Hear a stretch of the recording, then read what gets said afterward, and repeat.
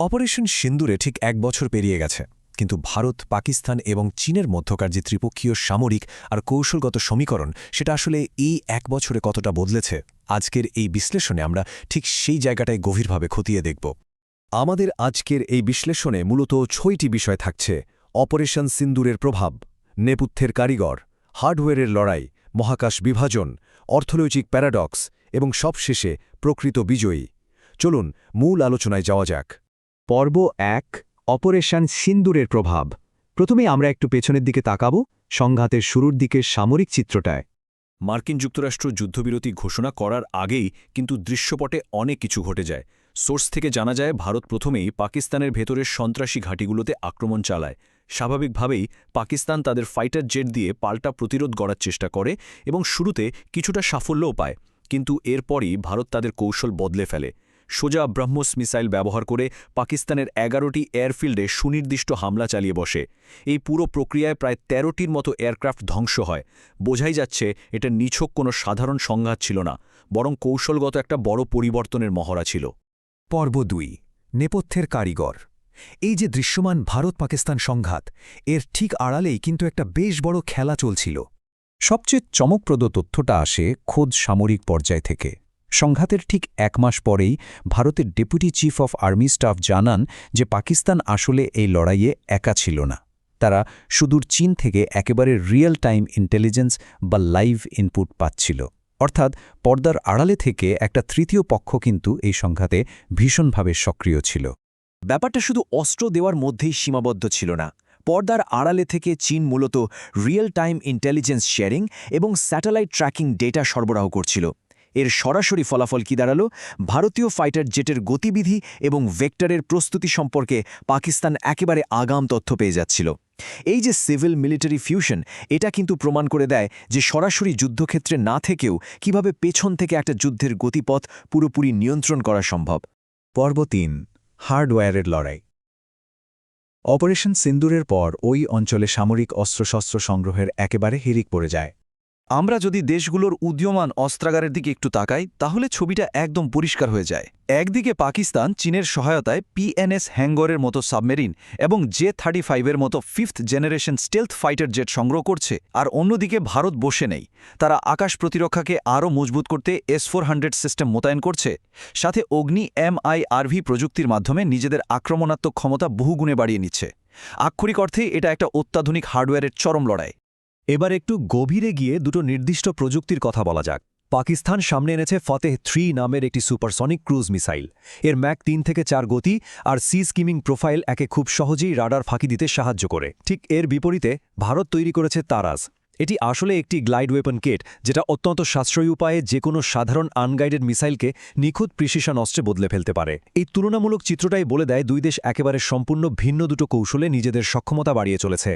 আকাশ প্রতিরক্ষার ক্ষেত্রে ভারতের সবচেয়ে বড় ট্রাম্প কার্ড কিন্তু এই S-400 সিস্টেম। এটা যে শুধু সুপারসনিক মিসাইল আটকাতে পারে তা নয়, বরং একসাথে ৩৬টি টার্গেটে আঘাত হানার ক্ষমতা রাখে। এই ৪০০ কিলোমিটারের অপারেশনাল রেঞ্জ পুরো আকাশসীমাকে সুরক্ষিত রাখার ক্ষেত্রে রীতিমতো একটা গেম চেঞ্জার। ইতিমধ্যে ৪র্থ স্কোয়াড্রন ডেলিভারির অপেক্ষায় আছে, আর আরও ৫টি স্কোয়াড্রন অনুমোদনও পেয়ে গেছে।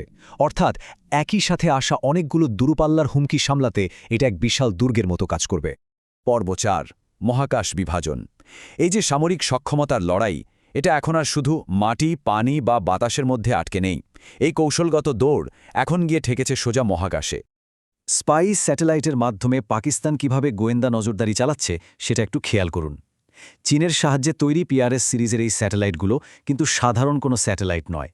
এদের ৩৮ ডিগ্রি ইনক্লিনেশন ডিজাইন করাই হয়েছে মূলত ভারতীয় সীমান্তের দিকে সার্বক্ষণিক নজর রাখার জন্য। মেঘ ভেদ করে রাতের অন্ধকারে দেখার জন্য আছে SAR সিস্টেম, আর জঙ্গলে লুকিয়ে রাখা মিসাইল প্যাড খোঁজার জন্য ব্যবহৃত হচ্ছে হাইপারস্পেকট্রাল প্রযুক্তি। সব মিলিয়ে একেবারে নিশ্ছিদ্র একটা মাল্টি মডেল ISR কনস্টেলেশন তৈরি হয়ে গেছে। এবার চীনের নিজস্ব স্যাটেলাইট সক্ষমতার দিকে নজর দিলে ব্যবধানটা খুব স্পষ্টভাবে চোখে পড়ে। ভাবলে অবাক হতে হয়, ২০০০ সালেও যেখানে তাদের স্যাটেলাইট সংখ্যা ছিল একেবারেই নগণ্য, সেখানে আজ তাদের স্যাটেলাইটের সংখ্যা প্রায় ২০০০ ছুঁয়েছে। এর মধ্যে অন্তত ৫০০টি রিমোট সেন্সিংয়ের কাজে, আর ৩৫০টি স্যাটেলাইট শুধু এক্সক্লুসিভলি ইন্টেলিজেন্স বা গোয়েন্দার নজরদারির জন্য ডেডিকেটেড। এই বিশাল অরবিটাল ইন্টেলিজেন্স নেটওয়ার্ক পুরো অঞ্চলের উপর কী পরিমাণ নজরদারি চালাচ্ছে সেটা সত্যিই বিস্ময়কর। মহাকাশের এই প্রতিযোগিতায় 5-2 সংখ্যাটা খুব ইন্টারেস্টিং।